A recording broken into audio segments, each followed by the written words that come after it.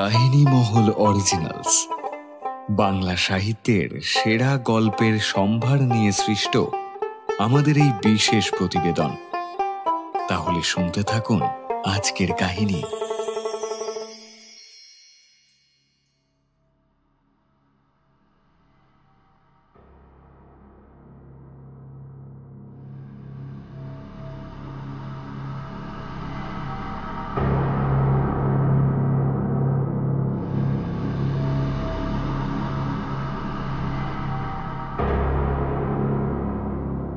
কাহিনী মহল অরিজিনালসের আজকের কাহিনী রিয়া দাস সামন্ত রচিত এক প্রেত কাহিনী, মৃত্যু চক্ষু।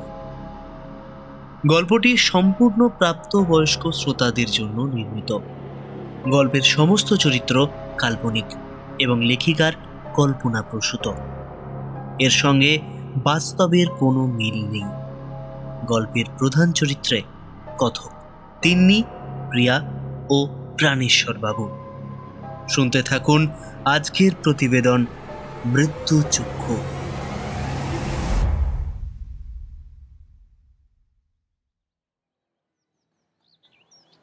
অশোকবাবু নিজের মেয়ে তিন্নিকে বললেন, হ্যাঁ রে মা, তুই কিন্তু তোর মাকে সাথে নিয়ে যেতে পারতিস। তিন্নি ব্যাগ গোছাতে গোছাতে বলল, না বাবা, তুমি এখানে একা থাকবে তা হয় না। সারাদিন অফিস করে বাড়ি ফিরে একা থাকবে, আবার হাত পুড়িয়ে রান্নাও করবে, এটা হয় না। সেই কথা তো তোর বেলাতেও একইভাবে প্রযোজ্য।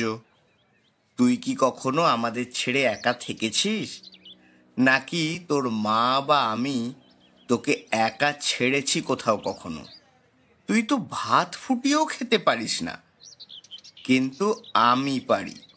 তাই বলছি, মা তোর সাথে যাক। তিন্নি এবার উঠে এসে বাবাকে জড়িয়ে ধরে বলল, বাবা, তুমি আর মা আমার জন্য অনেক স্যাক্রিফাইস করেছো সারাটা জীবন ধরে। নিজেদের চাওয়া পাওয়াগুলোকে হাসি মুখে ভুলে গেছো আমার স্বপ্নগুলোকে পূরণ করার জন্যে। কিন্তু আর নয়, তোমরা আর কোনো কষ্ট করবে না। আমি তো চাকরিটা পেয়ে গেছি। এবার তোমরা পায়ের উপর পা তুলে থাকবে, আর আমি সব ইচ্ছা তোমাদের পূরণ করব। আর কোনো কষ্ট পেতে দেব না তোমাদের, সেটা আমার জন্যেও না। আর আমি একা থাকতে পারবো, কারণ এখন তোমার মেয়ে শুধু তোমার ছোট্ট মেয়ে তিন্নি আর নেই। এখন তার আরো একটা পরিচয় আছে, সেটা হলো ডক্টর রাজশ্রী রায়। ভগবান কখন কার ইচ্ছা পূরণ করবেন সেটা কেউ জানে না। তাই তিন্নি যে কোনোদিন ডক্টর হতে পারবে সেটা কেউ ভাবতে পারেনি কোনো দিন। অশোকবাবু একটি নামকরা প্রাইভেট কোম্পানিতে উঁচু পোস্টে চাকরি করেন। বিশাল হাইফাই কিছু না হলেও অভাব বলতে কিছু নেই সংসারে। তার একমাত্র মেয়ে তিন্নি, ভালো নাম রাজশ্রী।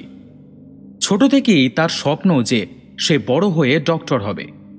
কিন্তু সে যখন জয়েন্টে ভালো রেজাল্ট করতে না পেরে প্রাইভেট কলেজে চান্স পেল, তখন অশোকবাবু একবারও মেয়ের পাশ থেকে সরে যাবার কথা ভাবেননি।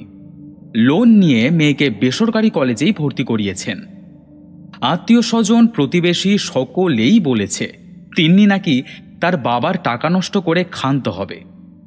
কিন্তু অশোকবাবু তাতে কোনোভাবেই কান দেননি। কিন্তু ভগবান কখন যে কি ভাবেন আর কখন যে কি করেন সেটা কেউ জানে না। হঠাৎ দেশে এক ভয়ঙ্কর রোগ হানা দিল। শয়ে শয়ে মানুষ মারা যেতে লাগলো। এর কোনো ওষুধ না থাকাতে ডক্টর নার্সরাও ছাড় পেল না এই রোগের হাত থেকে। দরকার পড়ল আরও এক নার্স আর ডাক্তারের। সেই সময় তিন্নিও বেসরকারি ডক্টর হিসেবে নিযুক্ত হল। ধীরে ধীরে পরিস্থিতি ঠিক হলে তিন্নিকে উত্তরবঙ্গের আলিপুরদুয়ার সদর হসপিটালে ট্রান্সফার করা হয়। অত দূরে যেতে প্রথমে মন কেমন করলেও বাবা মায়ের কথা ভেবে নিজের মনকে শক্ত করে সে। বাবা তার পড়বার জন্য যে ধার দেনা করেছিল সেগুলো শোধ করতে তো তাকেই পাশে দাঁড়াতে হবে।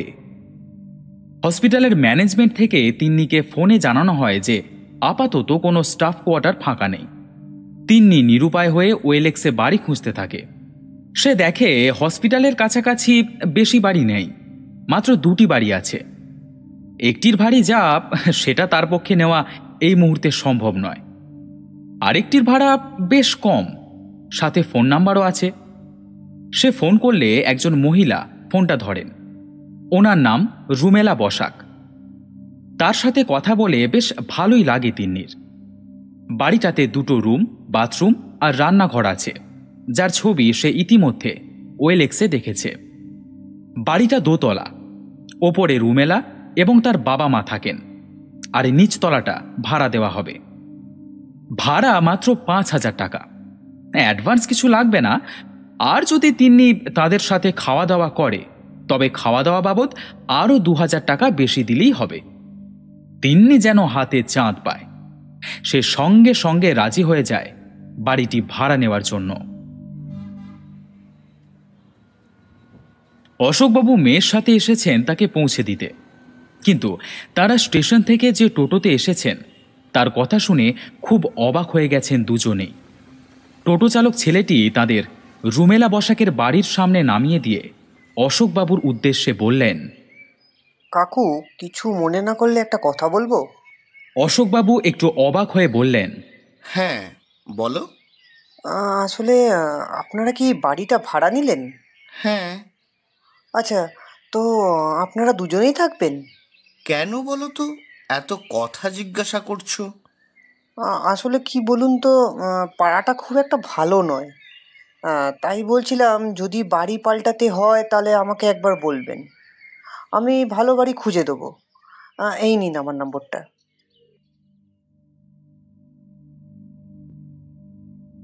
বিকেলে টুকটাক জিনিস কিনে আনবার সময় অশোকবাবু একটি দোকানে বাবা ভোলেনাথের খুব সুন্দর একটি ছবি দেখতে পান।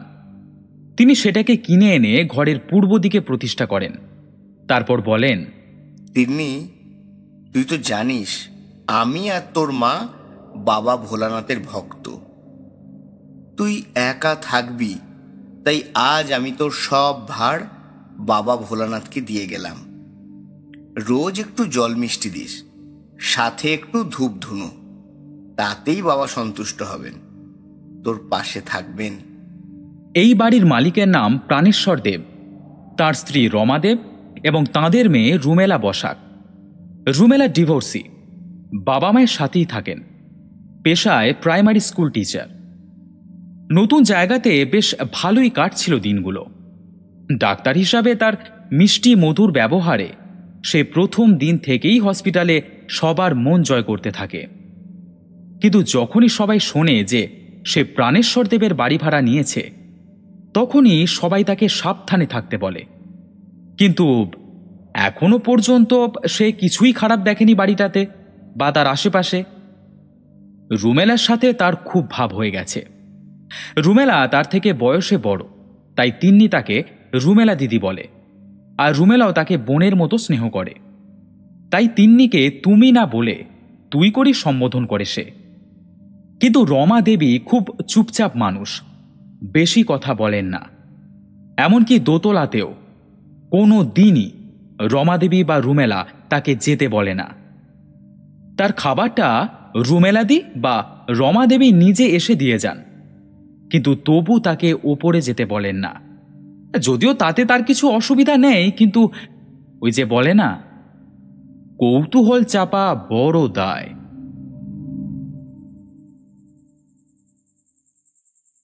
একদিন তিন্নি সবে অফিস থেকে বাড়ি ফিরেছে। হঠাৎ তার দরজাতে টোকা পড়ে। তিন্নি খুব অবাক হয়, এই সময় আবার কে আসতে পারে। দরজা খুলে সে দেখে একটা খুব মিষ্টি দেখতে বাচ্চা মেয়ে দাঁড়িয়ে আছে দরজার সামনে। বাচ্চা মেয়েটিকে দেখতে খুব সুন্দর হলেও তার মুখে যেন ভর করে আছে রাজ্যের বিষণ্ণতা। মেয়েটির সামনে এসে দাঁড়ায় তিন্নি। সে বলে, কে তুমি? মেয়েটি কোনো উত্তর দেয় না। তিন্নি আবার বলে, কি দরকার তোমার আমার সাথে? মেয়েটি আবারও চুপ করে থাকে। তিন্নি ভাবে ও হয়তো রুমেলা দিদের বাড়িতে এসেছে, ভুল করে নিচে নক করে ফেলেছে। তারপর তাকে দেখে ঘাবড়ে গিয়ে চুপ করে আছে। তিন্নি এবার বলে, তুমি কি রুমেলা দিদির বাড়িতে এসেছো? ওরা দোতলাতে থাকে। তিন্নি গ্রিলের ভেতর থেকে হাত বাড়িয়ে পাশের গ্যারাজের রাস্তাটা দেখিয়ে দিয়ে বলে, ওই যে ওই ওদিক দিয়ে দোতলা যাবার সিঁড়ি। কিন্তু আশ্চর্যজনকভাবে মেয়েটি তিন্নির হাতটা ধরে নেয়।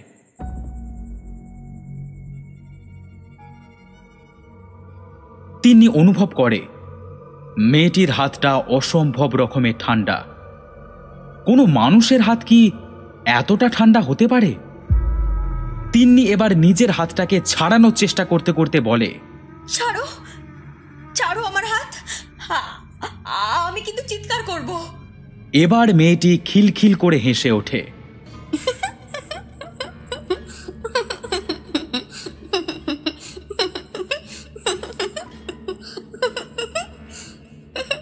আমি কি করেছি যে তুমি চিৎকার করবে? আমি তোমার ভালো চাই, তাই তো এলাম। তারপর মুখটা আবার গম্ভীর করে বলে, তুমি চলে যাও এখান থেকে, নইলে আমার মতো তোমারও একই দশা হবে। তুমি চলে যাও এখান থেকে। এই কথাটা বলেই মেয়েটি তিন্নির হাত ছেড়ে দিয়ে দৌড় লাগায়। আর তিন্নি অবাক হয়ে দেখে রাস্তার ঘন অন্ধকারে কোথায় যেন মেয়েটি মিলিয়ে যায়।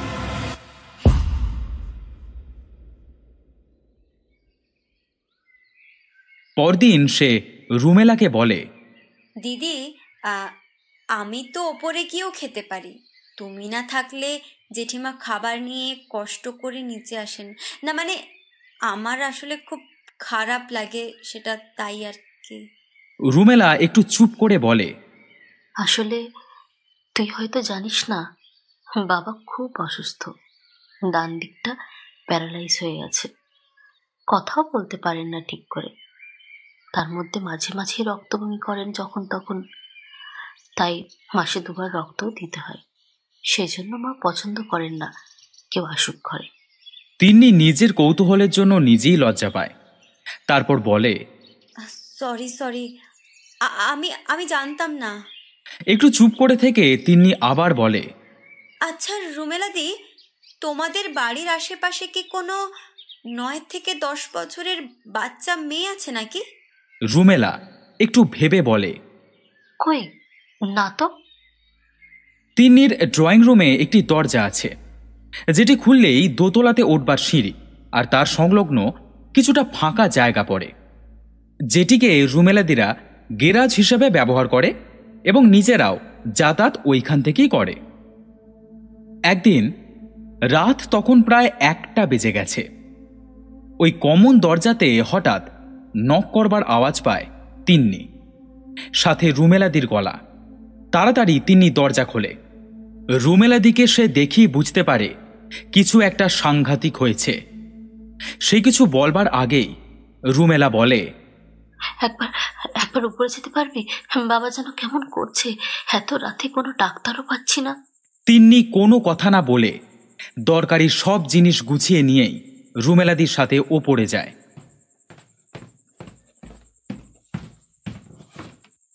সে দেখে যে জেঠু মানে রুমেলাদির বাবার চোখ প্রায় উল্টে গেছে, মুখটাও যেন একটু বেঁকে আছে, হাত পা কাঁপছে তীর করে।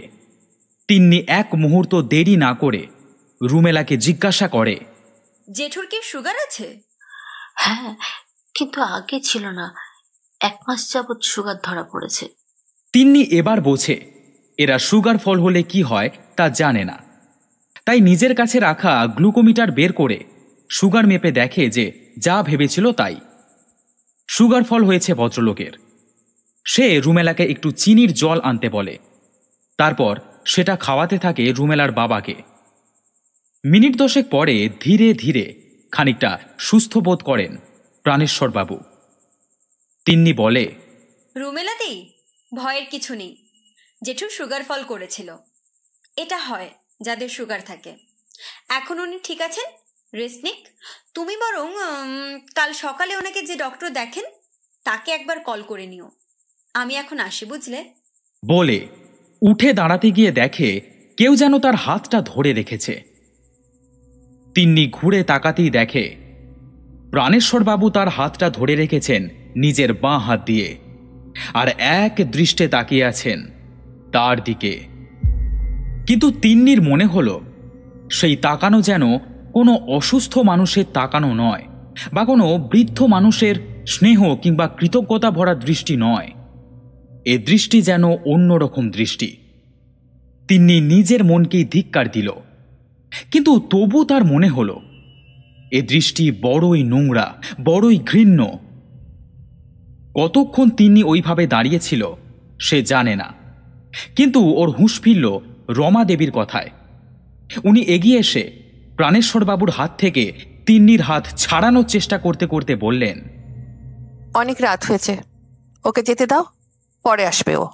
তিন্নি দেখল এই কথাতে কাজ হলো। তিন্নির হাতটা ছেড়ে দিলেন বৃদ্ধ। তিন্নি নিজেই নিজের ব্যবহারে যেন একটু লজ্জিত হলো, তাই তাড়াতাড়ি বলল, জেঠু কি কিছু বলতে চান আমাকে? না, কিছু বলতে চান না, তুমি নিচে যাও, অনেক রাত হয়েছে।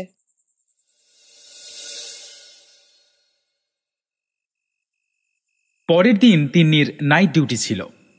রাত 8টা থেকে শিফট। বাড়ি থেকে হাসপাতাল গাড়িতে মাত্র 15 মিনিটের দূরত্ব। তাই রাতের খাওয়া দাওয়া সেরে সন্ধ্যা 7টা নাগাদ কাজে যাওয়ার জন্য রাস্তায় বের হতেই পাশের বাড়ি থেকে একজন ভদ্রলোক এসে তার সামনে দাঁড়ায়। তিন্নি দেখে ভদ্রলোক বেশ লম্বা এবং ফর্সা, দেখতে বেশ সুন্দর, বয়স তার বাবার মতোই হবে। লোকটি বলে, দেখো মা, তুমি আমার মেয়ের বয়সী হবে, তাই তোমাকে তুমিই বলছি। হ্যাঁ, আমার নাম চন্দ্রমোহন দাস। তোমার পাশের বাড়িতেই থাকি। তুমি মাসখানেক হলো এই বাড়িতে ভাড়া এসেছো দেখছি, তাই জানতে এলাম তোমার এখানে কোনো অসুবিধা হচ্ছে না তো? যদি মনে করো, আমার বাড়ির নিচতলাটাও ফাঁকাই আছে, তুমি ওটাও ভাড়া নিতে পারো। তিন্নি এমন কোনো কথার জন্য প্রস্তুত ছিল না, তাই অবাক হয়ে বলল, কেন কাকু এমন কথা বলছেন কেন? না, অসুস্থ মানুষের বাড়ি তো, তাই বলছিলাম যদি কোনো অসুবিধা হয় তোমার। অসুস্থ মানুষ নিয়েই তো আমার কাজ কাকু, তাই আমার কোনো অসুবিধা হচ্ছে না। আর অসুস্থ মানুষের বাড়িতে একজন ডক্টর থাকা তো ভালোই। তা ঠিক, তবু বলছি একটু সাবধানে থেকো, কেমন? আর ওই প্রাণেশ্বর বাবুর থেকে একটু দূরেই থেকো মা, তাতেই তোমার মঙ্গল। তিন্নিকে আর কোনো কথা বলবার সুযোগ না দিয়েই ভদ্রলোক সেখান থেকে চলে যান, আর তিন্নির জন্য রেখে যান অনেক উত্তর না জানা প্রশ্ন। আলিপুরদুয়ার জায়গাটা খুব শান্ত একটা শহর। তিন্নি থাকে মেন টাউনে। টাউনের পরেই শুরু হয় গ্রাম্য অঞ্চল। রাস্তার দুপাশে ফাঁকা মাঠ, ধান জমি আর খুব অল্প সংখ্যক বাড়ি। বাড়িগুলো বলতে গেলে জঙ্গলের মধ্যেই। তিন্নি বুঝতে পারে না যে এরা জঙ্গলে থাকে কিভাবে, কারণ মাঝে মাঝেই তো শোনে যে রাস্তাতে হাতি বা লেপার্ড বেরিয়েছে। সকালে হসপিটালে ভালোই ভিড় হয়, কিন্তু রাতের ডিউটিতে তেমন কোনো চাপ থাকে না, কারণ রাত 9টা বাজতে না বাজতেই রাস্তাঘাট প্রায় ফাঁকা হয়ে যায়। কিন্তু এখানকার মানুষের একটা জিনিস খুব খারাপ লাগে তিন্নির, এখানে কেউ ট্রাফিক আইন মেনে চলে না। খুব জোরে আর বাজেভাবে গাড়ি চালায় এরা, তাই অ্যাক্সিডেন্টও হয় মাঝে মাঝেই। রাতে এমন কোনো কেস যদি আসে তবেই একটু ঝামেলা থাকে, নইলে রাতে ঘুমিয়ে পড়লেও কোনো অসুবিধা হয় না। এসব ভাবতে ভাবতেই তিন্নি হাসপাতাল চত্বরে প্রবেশ করল। একটু এগোতেই থমকে দাঁড়ালো সে। মনে হলো হসপিটালের গেটের কাছে সেই বাচ্চা মেয়েটি দাঁড়িয়ে আছে যে কিনা তার বাড়িতে এসেছিল, আর তাকেই যেন সে দেখছে। তিন্নি পিছন ফিরে তাকাতেই দেখল, না, কিছুই তো নেই। আসলে ওই মেয়েটির অদ্ভুত আচরণ আর একটু আগে চন্দ্রবাবুর সাবধানবাণী, এগুলোর জন্যই হয়তো মনটা একটু বিক্ষিপ্ত হয়ে আছে। যাই হোক, তিন্নি নিজের চেম্বারে গিয়ে বসে। টুকটাক কাজ সারবার পর আর তেমন কিছু কাজ না থাকাতে তিন্নি একটা বই পড়তে শুরু করে। কিন্তু বইটা পড়তে পড়তে সে হয়তো ঘুমিয়ে পড়েছিল। ঘুম ভাঙে অন ডিউটি নার্স পৃথার ডাকে। দিদি, একবার যেতে হবে, একটা অ্যাক্সিডেন্ট কেস এসেছে। একটি ছেলে বাইক নিয়ে সোজা লরিতে ধাক্কা মেরেছে, অবস্থা ভালো নয়, আপনি এখনই চলুন। তিন্নি এক মুহূর্ত সময় নষ্ট না করে এমার্জেন্সিতে ছুটে আসে। এমার্জেন্সিতে ঢুকেই থমকে দাঁড়ায় তিন্নি। সে দেখে দুটি স্ট্রেচারে দুজন মানুষ শুয়ে আছে, তাদের শরীর রক্তে ভেসে যাচ্ছে, কিন্তু তাদের কাছে কোনো নার্স, ওয়ার্ড বয়, এমনকি কোনো বাড়ির লোক পর্যন্ত নেই। এমন তো হবার কথা নয়। পৃথাই বা কোথায় গেল? যাই হোক, সব চিন্তা দূরে ঠেলে পায়ে পায়ে সে এগিয়ে যায় স্ট্রেচারের দিকে। ছেলেটির মুখ তিন্নি যেদিকে দাঁড়িয়ে তার বিপরীত দিকে ঘোরানো, আর মেয়েটির মুখে তার চুলগুলো এমনভাবে এসে পড়েছে যে মুখ দেখা যাচ্ছে না। তিনি বুঝতে পারে ছেলে মেয়ে দুটোর শরীর থেকে প্রচুর রক্তক্ষরণ হচ্ছে। সেই রক্ত চুঁয়ে চুঁয়ে পড়ছে মেঝেতে। হয়তো মাথাটা ফেটে গেছে। এক্ষুনি এদের অপারেশন থিয়েটারে নিয়ে যেতে হবে, নইলে আর বাঁচানো যাবে না। সে দেখে পৃথা এখনো এলো না, কিন্তু তাকে এবার ডাকতেই হবে। ছেলে মেয়ে দুটোকে নিয়ে যেতে হবে, আর থানাতেও জানাতে হবে, নইলে পরে পুলিশ এসে ঝামেলা করতে পারে। তিন্নি জোর গলাতে দুবার নার্স বলে ডাক দেয়, নার্স, নার্স। কিন্তু কেউ সাড়া দেয় না। পৃথা ছাড়া কি অন্য কোনো নার্সও নেই নাকি? এবার বিরক্ত হয় সে। একে তো এমন ক্রিটিক্যাল পেশেন্ট, তার উপর এদের কাছে কোনো সিস্টার নেই। আবার তাকে বলা হলো একজন পেশেন্ট এসেছে, আর এখন সে এসে দেখছে দুজন রয়েছে। এটা কি মজা হচ্ছে নাকি? সে এবার রাগত স্বরে বেশ জোরে ডাকে, পৃথা, পৃথা, কোথায় তুমি? ঠিক তখনই খটখট করে একটা শব্দ কানে আসে তিন্নির। সে দেখে যে মেয়েটি স্ট্রেচারে শুয়েছিল হঠাৎ সে নড়তে শুরু করেছে, কারণ ওই মেয়েটি উঠে বসবার চেষ্টা করছে। তিন্নি এবার ভয় পেয়ে একটু পেছনে সরে আসে, আবার ডাক দেয় পৃথার নাম ধরে, পৃথা, পৃথা। আর সঙ্গে সঙ্গে স্ট্রেচারে শোয়া মেয়েটি বিকৃত কণ্ঠে বলে ওঠে, হ্যাঁ দিদি, বলুন, আমাকে দিয়েই আমার চিকিৎসা করাবে। তিন্নি দেখে মেয়েটির মুখের থেকে চুলগুলো সরে গেছে। এবার সে চিনতে পেরেছে মেয়েটিকে। এটা তো সেই অন ডিউটি নার্স পৃথা। কিন্তু পৃথার যদি অ্যাক্সিডেন্ট হয় তাহলে তাকে খবর দিল কে? পৃথার মাথা ফেটে রক্ত পড়ছে, একটা চোখে কাঁচ ফুটে আছে, হাতটা কনুয়ের কাছ থেকে ভেঙে ঝুলছে, পাটাও নিশ্চয়ই ভেঙে গেছে, কারণ ও ঠিক করে দাঁড়াতে পারছে না। সেইভাবেই পৃথা এগিয়ে আসতে থাকে তিন্নির দিকে। তিন্নি যে অন্য কাউকে ডাকবে সেটাও পারছে না সে, কারণ তার গলা শুকিয়ে পুরো কাঠ হয়ে গেছে। পৃথা বলে, কেউ আসবে না দিদি, আশেপাশে তো কেউ নেই। দেখছেন না হাসপাতালটা কেমন শান্ত হয়ে আছে? আমি এলাম আপনাকে সাবধান করতে। আপনার তো মনে নেই 2 দিন আগে বাইক অ্যাক্সিডেন্টে আমি মারা গেছি। কিন্তু আজ একটা কথাতে আপনাকে সাবধান করতে আমি আপনার সামনে। আপনি ওই বাড়ি ছেড়ে চলে যান। ওখানে থাকলে আপনার বিপদ হবে। তিন্নির মনে পড়ে, হ্যাঁ, 2 দিন আগে পৃথা নামক নার্স তার হবু বরের সাথে লং ড্রাইভে গিয়েছিল, কিন্তু ফেরবার পথে একটা দুর্ঘটনাতে পৃথা মারা যায়, আর ওর হবু স্বামী আইসিইউতে ভর্তি রয়েছে এই হাসপাতালে। পৃথা বলে, চলে যান দিদি, চলে যান, সামনে সামনে আপনার বড় বিপদ, চলে যান, চলে যান। এবার পৃথা ছেলেটার দিকে হাত দেখিয়ে বলে, আজ ওর ছুটি হয়ে গেল, আজ ওরও ছুটি হয়ে গেল। ওকে নিতে এসেছিলাম, আর একজনের কথাতে আপনাকে সাবধান করে দিয়ে গেলাম।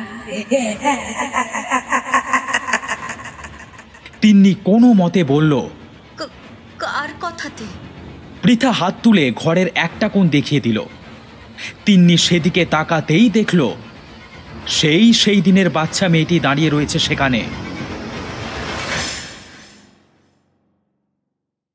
দিদি, দিদি, দিদি, ও দিদি, দিদি, ও দিদি।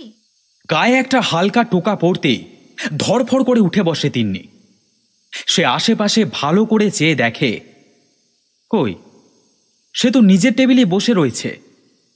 কোথায় পৃথা আর কোথায় বা বাচ্চা মেয়েটি? তার সামনে দাঁড়িয়ে রয়েছেন নার্সিং স্টাফ সবিতাদি। তাহলে এতক্ষণ সে যা দেখল সব স্বপ্ন ছিল? নিশ্চয়ই তাই, নইলে কি মরা মানুষ কখনো ফিরে আসে? সবিতাদি বললেন, দিদি ক্ষমা করবেন গায়ে হাত দিয়ে ডাকার জন্য। অনেকক্ষণ ধরে ডেকেও সাড়া না পেয়ে গায়ে হাত দিয়ে ডাকতে বাধ্য হলাম। তিনি বুঝতে পারল অন ডিউটি এভাবে ঘুমানোটা তার পক্ষে ভুল হয়ে গেছে। সে তাড়াতাড়ি বলল, না না না না, একদম ঠিক করেছেন। আসলে ভুলটা আমার। আপনি বলুন কেন কেন ডাকছিলেন?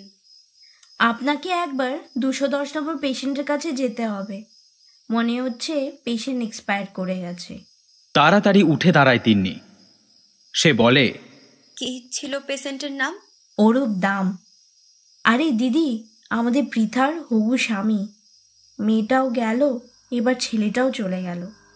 কেন যে এরা এত... আরও কত কিছু বলে যাচ্ছেন সবিতাদি, কিন্তু তখন তিন্নির মাথায় ঘুরছে স্বপ্নে পৃথার বলা একটাই কথা, আজ ছুটি হয়ে গেল। ওকে নিতে এসেছিলাম।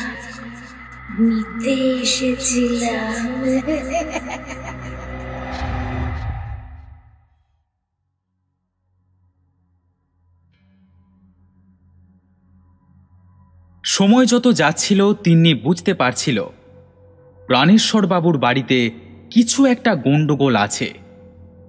কারণ আকার ইঙ্গিতে সবাই তাকে ওই বাড়িতে থাকতে না করেছিল। কিন্তু তিন্নির মনে একটাই প্রশ্ন ঘুরে বেড়াচ্ছে, কেউ তাকে কোনো কিছু কেন খোলসা করে বলছে না। আর গন্ডগোল যে আছে সেটা ঠিক, কিন্তু গন্ডগোলটা কোথায়? প্রাণেশ্বর বাবুর বাড়িতে নাকি তার চরিত্রে? তিন্নির ভাবতেও খুব খারাপ লাগে এই কথাটা। কিন্তু এটাও ঠিক যে ভদ্রলোক যতই অসুস্থ হোক না কেন, তাকে তিন্নির ঠিক ভালো লাগে না। প্রথম দিনের পরেও অনেকবার তাকে দোতলাতে যেতে হয়েছে। কখনো হয়তো প্রাণেশ্বরবাবু হঠাৎ অসুস্থ হয়ে পড়েছেন তাই, আবার কখনো প্রাণেশ্বরবাবু নাকি তাকে দেখতে চাইছেন তাই। কিন্তু প্রতিবারই তিন্নির কেমন যেন চাপা অস্বস্তি হয়েছে। মনে হয়েছে বৃদ্ধ যেন খুব নোংরা একটা দৃষ্টি নিয়ে তাকে দেখছে। সেই দৃষ্টি যেন তিন্নির অন্তর আত্মাকে স্পর্শ করে যাচ্ছে। তিন্নির মনে হয়েছে আশেপাশের লোকজন হয়তো তাকে এই বাড়ি থেকে নয়, এই বৃদ্ধ অসুস্থ মানুষটার থেকে দূরে থাকতে বলছে। কিন্তু কেন?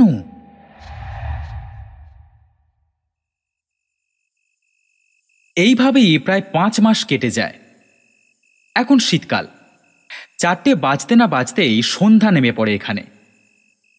এমনই এক বিকেলে তিন্নি বাড়ি ফিরে দেখে যে বাড়ির সামনে বেশ কিছু লোক জটলা করে দাঁড়িয়ে আছে। তাদের মধ্যে এসে রুমেলাদিকেও চুপ করে দাঁড়িয়ে থাকতে দেখে, আর তাকে একজন লোক কিছু একটা বোঝাচ্ছেন।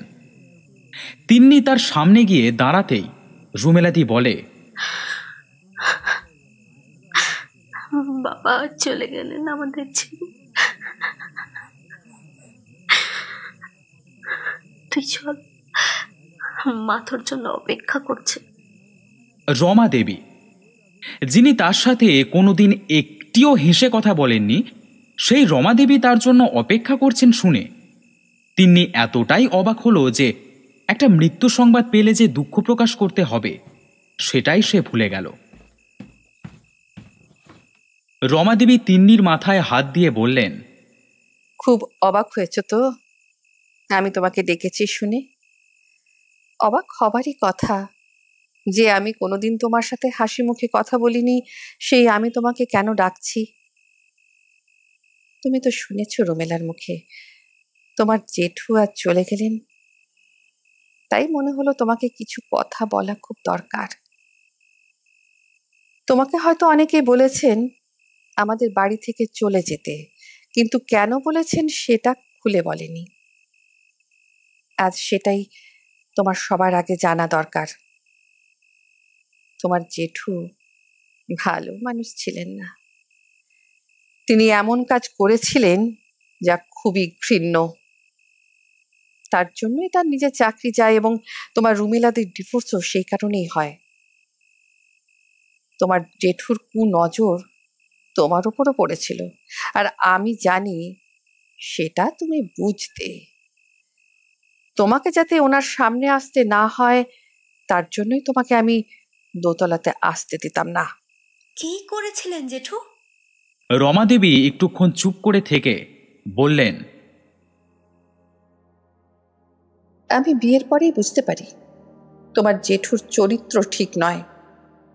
উনি মেয়েদের ভোগের বস্তু মনে করতেন। আগে তো এত কথায় কথায় ডিভোর্স হতো না, তাই আমিও সব মুখ বুজে সহ্য করতে থাকি। তারপর আমার কোলে রুমেলা আসে, আমি আমার মতো রুমেলাকে নিয়ে থাকতাম, আর উনি ওনার মতো থাকতেন। রুমেলার বিয়ের পরে আমি একা হয়ে যাই আবার। ঠিক তখনই আমাদের পাশে বাড়ি করে আসেন চন্দ্রমোহন বাবুরা। ওদের একটি মেয়ে ছিল, মেয়েটির নাম ছিল পিয়া। ওর তখন বয়স ছিল 10 বছর। মেয়েটা খুব মিষ্টি ছিল দেখতে।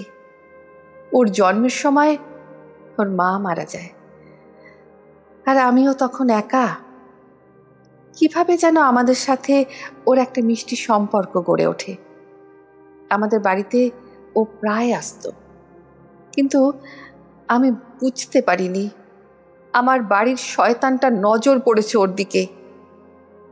একদিন আমি বাজার থেকে ফিরে দেখি পিয়া ঘরের মধ্যে রক্তাক্ত অবস্থায় পড়ে আছে। বেঁচে আছে কিন্তু অজ্ঞান হয়ে গেছে, আর ওর সারা শরীরে রক্তের ছোপ দেখে আমার আর বুঝতে বাকি রইল না কি হয়েছে বা কে তা করেছে। আমি চিৎকার করতে যাব, কিন্তু কে যেন আমার মুখ চেপে ধরল, আর আমার চোখের সামনে সব অন্ধকার হয়ে গেল। যখন জ্ঞান ফিরল তখন আর পিয়াকে দেখতে পেলাম না, আর দেখলাম রুমেলার বাবাও সবার মতো পিয়াকে খুঁজে বেড়াচ্ছে। রাগে দুঃখে আমার গা জ্বলতে লাগলো। আমি যা দেখেছি সব বললাম সবাইকে, কিন্তু তবু পিয়াকে খুঁজে পাওয়া গেল না। তাই সবাই আমার কথা বিশ্বাস করলেও শয়তানটার কোনো শাস্তি হলো না, উল্টে শাস্তি পেলাম আমি। আমার মেয়েটার সংসার ভেঙে গেল, শয়তানটার চাকরি গেল, শুরু হলো অভাব। সব চাপ গিয়ে পড়লো আমার মেয়েটার ওপর। তাই ইচ্ছা না থাকলেও তোমাকে ভাড়া দিলাম বাধ্য হয়ে। চন্দ্রবাবু খুব ভালো মানুষ, উনি সবাইকে বলেছিলেন বাইরের কাউকে যেন ওই নোংরা লোকটার কথা বলা না হয়। যা দোষ করেছেন ওই শয়তানটা, তার শাস্তি তিনি পাচ্ছেন। ওর শাস্তি যেন আমরা না পাই সেটা তিনি সবাইকে বলেছিলেন। তাই তোমাকে সবাই সাবধান করলেও সত্যিটা কেউ বলেনি। আজ শনিবার, অমাবস্যা, তার উপর বারবেলাতে তোমার জেঠু মারা গেছেন। ঠাকুরমশাই বলেছেন উনি 4 পদ দোষ পেয়েছেন, তাই যতক্ষণ না ওনার শ্রাদ্ধ হয় ততক্ষণ ওনার আত্মা মুক্তি পাবে না। তাই বলছি, আমরা তো এখন দাহ কাজ সারতে যাব, তুমি একা এই বাড়িতে থেকো না। চন্দ্রবাবু আজ বাড়ি নেই, নইলে তোমাকে ওনার বাড়িতে রেখে যেতাম। তুমি বরং কোনো বন্ধুর বাড়িতে চলে যাও, দরকার হলে শ্রাদ্ধ না হওয়া পর্যন্ত অন্য কোথাও গিয়ে থাকো। আমি চাই না তোমার কোনো বিপদ হোক। আমি এইসব ভূত প্রেত মানি না। আপনারা নিশ্চিন্তে যান, আমার কোনো অসুবিধা হবে না, আমি একা থাকতে পারবো। রমা দেবী সারা বাড়িতে গঙ্গাজল ছিটিয়ে দিয়ে বললেন, আমার কথাটা শুনলে তুমি ভালো করতে, কিন্তু যখন কোনো কথাই তুমি শুনলে না, তখন শুধু এটা মাথায় রেখো, যাই দেখো না কেন বা যদি কোনো শব্দও শোনো, তুমি ঘরের বাইরে বার হবে না যতক্ষণ না আমরা ফিরছি। তোমার ঘরে বাবা ভোলানাথ আছেন, তিনি তোমাকে রক্ষা করবেন, কিন্তু ভুলেও তুমি বাড়ির বাইরে আসবে না, সে যাই হয়ে যাক না কেন। বাড়ি ফাঁকা হতেই কেমন যেন একটা নিস্তব্ধতা এসে গ্রাস করল বাড়িটাকে। তিন্নি খুবই সাহসী, কিন্তু তারও যেন মনে হতে লাগলো সে যেন এই পৃথিবীতে সম্পূর্ণভাবে একা, আশেপাশে কেউ যেন বেঁচে নেই। সে ভাবল মাকে ফোন করে কথাটা বললে মনটা হয়তো একটু ঠিক লাগবে, কিন্তু আশ্চর্যজনকভাবে তিন্নি দেখল ফোনে কোনো নেটওয়ার্ক নেই। আশ্চর্য, এমন তো কোনোদিন হয় না। সে বারবার ফোনটাকে অফ অন করেও নেটওয়ার্ক আনতে পারল না। হঠাৎ করে তিন্নি দেখল ফোনটা বাজছে।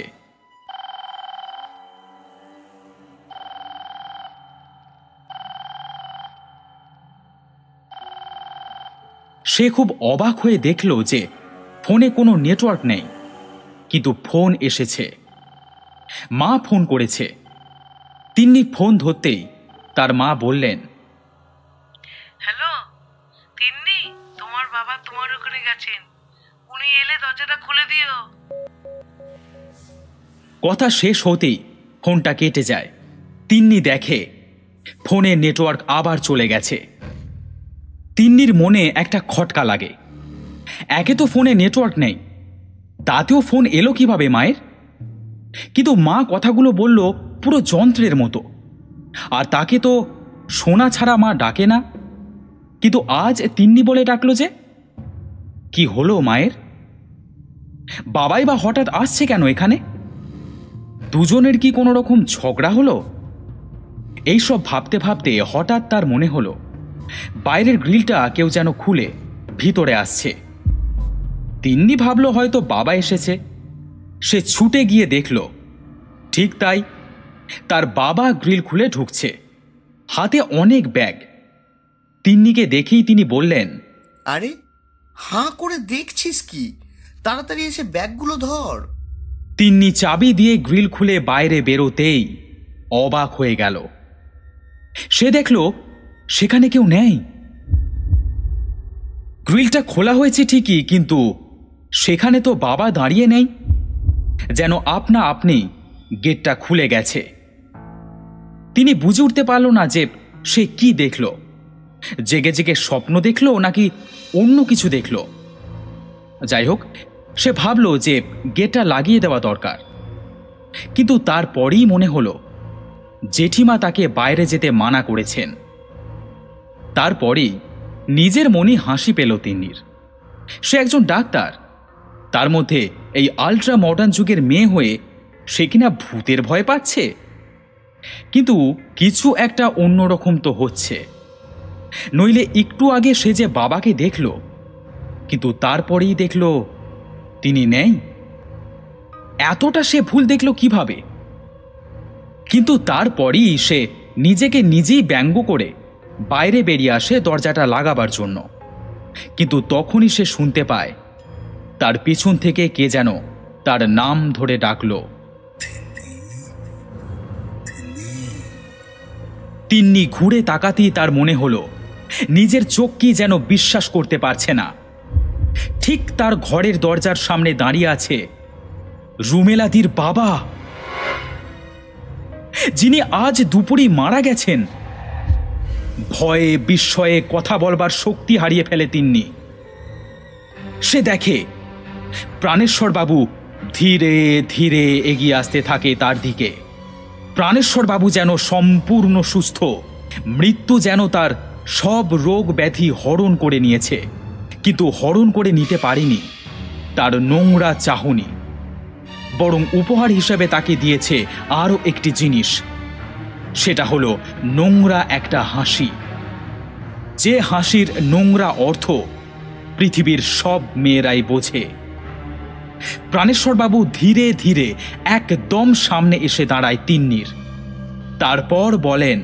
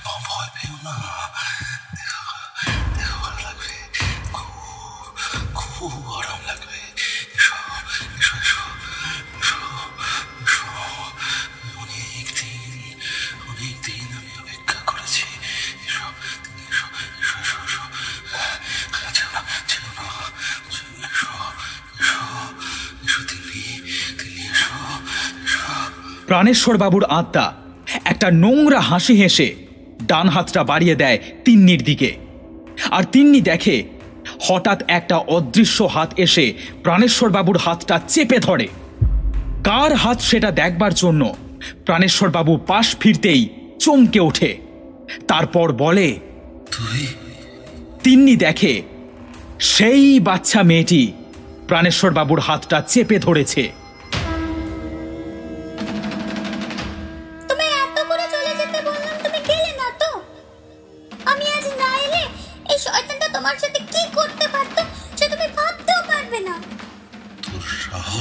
কিভাবে আমার কাজে বাধা দেওয়ার? তোমাকে নিতে এলাম গো। তোমার জন্য নরকে তো সবাই অপেক্ষা করে বসে আছে। আমি থাকতে তুমি আর কারোর কোনো ক্ষতি করবে কিভাবে? কথাটা শেষ হতে না হতেই চারিদিকে একটা তীব্র আলো ঝলকে ওঠে। সেই আলো এতই তীব্র যে তিন্নি দুই হাতে নিজের চোখ ঢেকে ফেলে।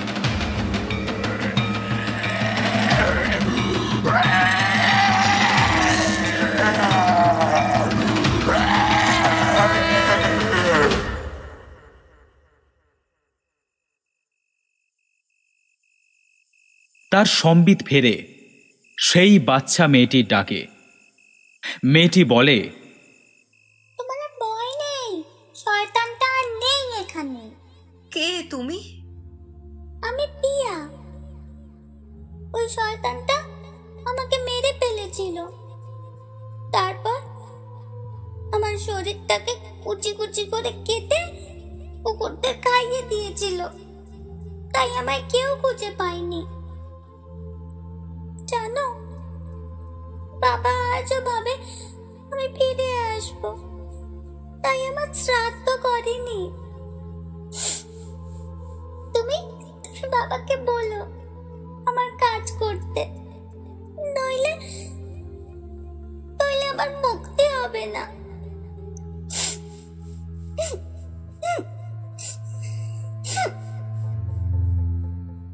ধীরে ধীরে তার চোখের সামনে মিলিয়ে যায় পিয়া।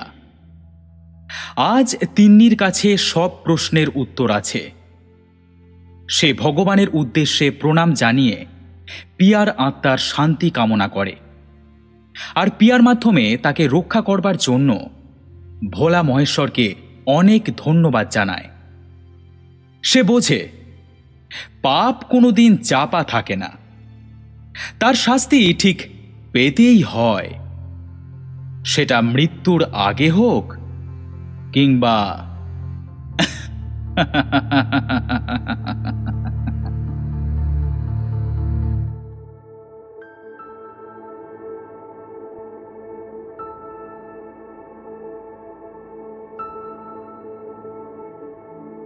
শুনলেন রিয়া দাস সামন্ত রচিত মৃত্যুচক্ষু। গল্পের সূত্রধার আমি, সৌম্য চ্যাটার্জি। গল্প পাঠে জয়। অশোকবাবুর চরিত্রে ডক্টর সৌরভ বাগ। তিন্নির মায়ের ভূমিকায় চন্দ্রানী রায়। তিন্নির চরিত্রে কাহন। চন্দ্রমোহন দাসের চরিত্রে অঞ্জন। রুমেলার চরিত্রে রূপা। রমা দেবীর কণ্ঠে পিয়ালি দত্ত। প্রাণেশ্বর দেবের চরিত্রে অয়ন। পিয়ার চরিত্রে শতরূপা। নার্স পৃথার চরিত্রে পিয়ালি। নার্স সবিতার কণ্ঠে মুনমুন। পর্ব পরিচালনা ডক্টর সৌরভ বাগ। আবহ ও ধ্বনি পরিকল্পনা অ্যাস্টেরিক্স। প্রচ্ছদ নির্মাণ দ্য র পিক্সেল। গল্পটি ভালো লাগলে লাইক শেয়ার করতে ভুলবেন না। আমাদের এগিয়ে চলতে সাহায্য করুন শুধুমাত্র একটি সাবস্ক্রাইবের মাধ্যমে। আমরা খুব তাড়াতাড়ি ফিরব আরও একটি নতুন গল্প নিয়ে, ঠিক রাত 10টায়, শুধুমাত্র কাহিনী মহল অরিজিনালসে। তাই শুনতে থাকুন কাহিনী মহল originals. Stay tuned and feel audio stories. Thank you.